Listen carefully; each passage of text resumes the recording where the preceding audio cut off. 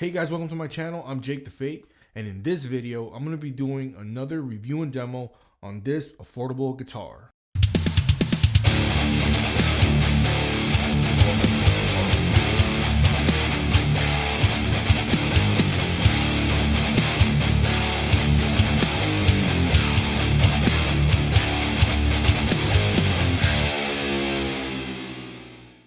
Alright, so here I have this Gio Ibanez GRX20Z. Without further ado, I'm just going to take this to the workbench, show you guys spec by spec what this guitar brings, all the features it has, give you guys a quick demo of how this guitar sounds, and then I'm going to give you guys my final thoughts on this guitar. Alright, so the body on this guitar is a poplar body with a maple neck. The fretboard, they call it a Jatoba fretboard. It's basically a type of rosewood. This guitar is a 25.5-inch scale length. Color of this guitar specifically, it's like a jewel blue is what they call it. It's like a blue. And you get this black plastic pick guard, which, you know, complements the blue. You know, blue and black looks pretty good. And you get this contour over here for your forearm to rest. So that's pretty comfortable right there. In terms of electronics here, you have two humbucker pickups here. They call it their Infinity humbucker pickups. They're ceramic pickups. You get one master volume, one master tone, a 5-way selector switch. And I explained how this works on my other Ibanez video. On the 5th position over here, it's your neck pickup. On the 4th position, it's a single coil, like it's a coil split, just for this bottom coil over here. In the middle position, 3rd position, it's both for the pickups. And in the 2nd position, it's this coil with this bottom coil. So it's both bottom coils. I think it's like an out of phase type of thing. And then in the bottom position, 1st position, it's just your bridge pickup. So you have a lot of different tonal options if you guys want to play around with that. So it's a pretty versatile guitar. Now I'm just going to take off these strings, clean up the guitar, clean up the fretboard a little bit, polish up these frets, and show you guys what's under the hood over here. All right, so I'm going to get started first on this bridge over here, right? So this bridge over here, they call it their T106 tremolo bridge. And honestly, this kind of bridge, I personally don't like, because I don't like these kind of bridges that are like onto the body, because I have a heavy hand and I get so used to like the Floyd Rose that I, you know, go hard at it.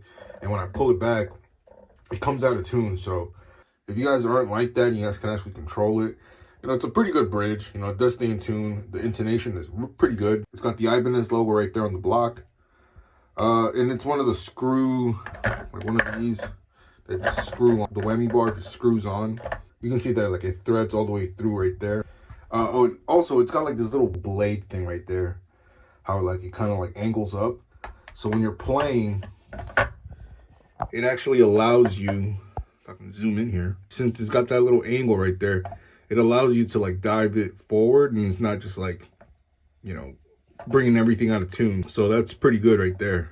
Honestly, if you guys want to like route for a Floyd Rose, I already made a video on how to route for a Floyd Rose on a Kramer Beretta Special, and this thing's almost the same. So you guys will be able to watch that video. If you guys have this guitar, you guys want to put a Floyd Rose and install a Floyd Rose on this. So anyways, yeah, so that's the bridge. Now these pickups, like I said, these are ceramic pickups. They call it their Infinity RHH, you know, double humbucker pickups. So in the bridge position, you have 12.52 k ohms. So, you know, not super hot, not super, you know, low output. On the neck position, 9.64. So, you know, it does balance out. In the middle position, you have 5.50 k ohms. So both pickups, you know, 5.50. So these two coils over here is 4.84. And then this coil is just 2.76. So, you know, very versatile. You have a lot of different tonal options here. You know, they're not super like, oh, anything to die for, but you know, they do sound pretty decent. You know, they sound pretty good, especially the bridge position. I actually really like how this one sounds. And over here, you know, just like in that other video, you got your 5-way selector switch. You know, it's one of their Ibanez in-house selector switches. So right there, you guys can see it says neck. You got the hot, the tap, and the ground over there. So the tap is basically like the coil split position. Same thing over here. You got your bridge, and then you got your input and output on that side over there. Like I said in my other Ibanez video, if you guys want to modify this thing and put like new pickups, you guys would have to switch this whole thing out because it's not gonna, you know, work out, especially with like Seymour Duncans or anything like that. You guys can actually try it if you guys want to try to put like Seymour Duncans on this. And you put your black on the hot, you put your red and your white on the tap, and then you put your ground. But, you know, I wouldn't suggest, you know, using this 5-way selector switch. I'd say just like switch the whole thing. But, you know, you got your dime size potentiometers over here, volume right there, and you got your tone pot over here with that little green chiclet looking capacitor. You know, pretty simple, nothing crazy. And here you guys actually have a middle pickup route if you guys want to, you know, change the pick guard and put a middle pickup in there. Very easily doable. And the cool thing about this is, like, if you guys want to like actually route out, let's say all this, right? If you guys want to add like a kill switch or something over here, because this thing is going to cover it. Sorry. You know, if you guys want to put something over here, like a kill switch or another switch, you guys can route that out, and it won't even, you won't even notice because, you know, it's going to be covered. Or let's say you guys want to put EMG pickups on this thing. You guys can either, you know, put the battery in here, you know, perfect little space right here. Actually, no, that's where the switch goes. But, or even right there, you know, perfect.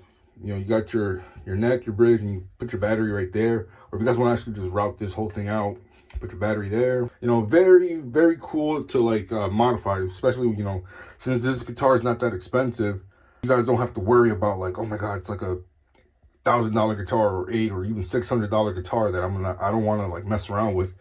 But, you know, there's a lot to work with here, you know. But yeah, so very poorly done with the conductive paint right there. But, you know, this is a under $200 guitar, you know.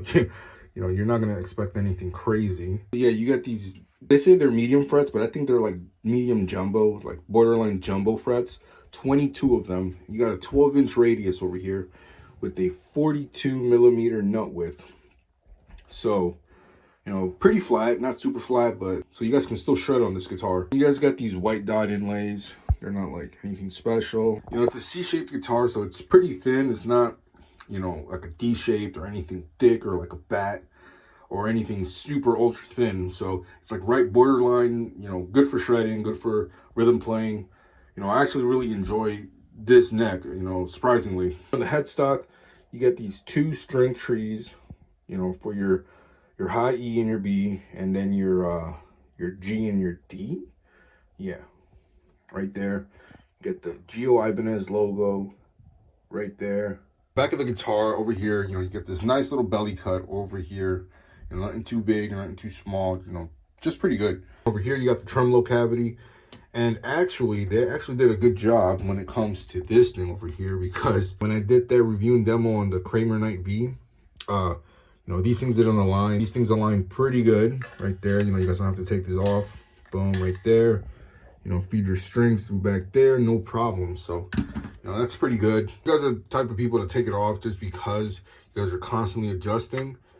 This is perfect, you know, because you already have access. I usually take mine off so I have access because it's always closed. But, you know, this thing is perfect. This guitar is a bolt-on, and the access heel over here, it's pretty good. It's not like anything super like contour where it's like, you know, flat or anything, but it's decent. You know, it's not too thick that it's like hard to play with. So it's just good. You know, there's no plate back there that, you know, you're going to rub against. And in the back of the headstock, you know, nothing too fancy. You got the 6-in-line tuners, you know, nothing, you know, expensive or high quality. It does stay in tune, so, you know, nothing to complain with here. So all I'm going to do now is just, you know, restring this thing up and give you guys a quick little demo of how this thing sounds, and then give you guys my final thoughts on this guitar.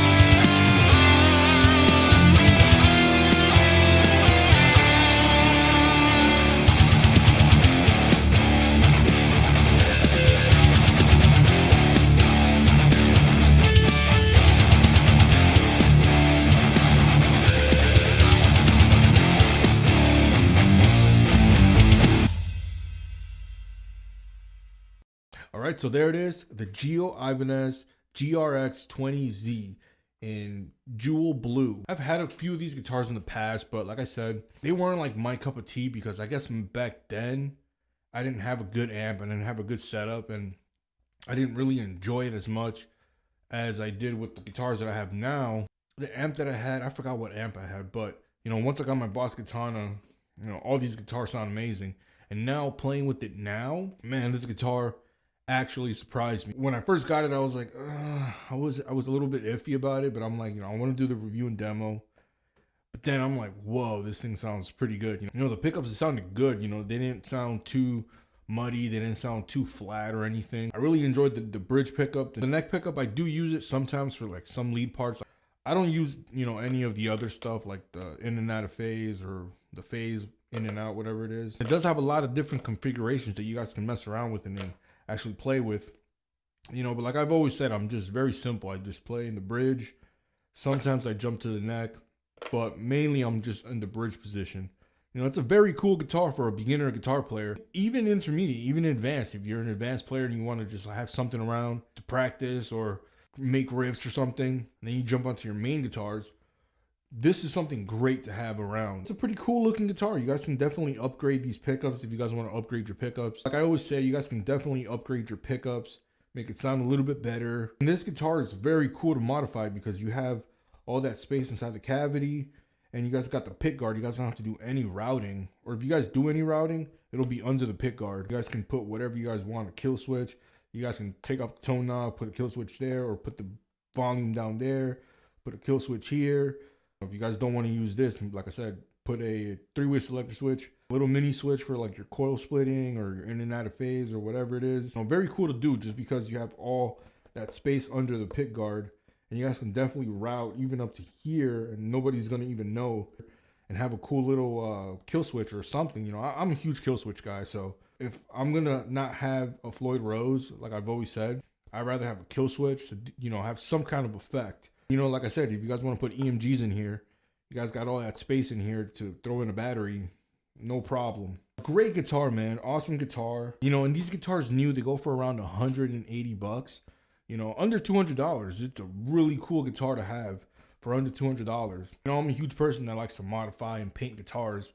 So something like this is awesome for that because you're not spending so much money like on a $500, $600, $700, $1,000 guitar. Under 200 bucks, you guys go ahead and paint it. It's not really gonna hurt you as much if you mess up and you're like, oh man, because you know you didn't really spend a lot of money. So awesome guitar, cool, great guitar to modify.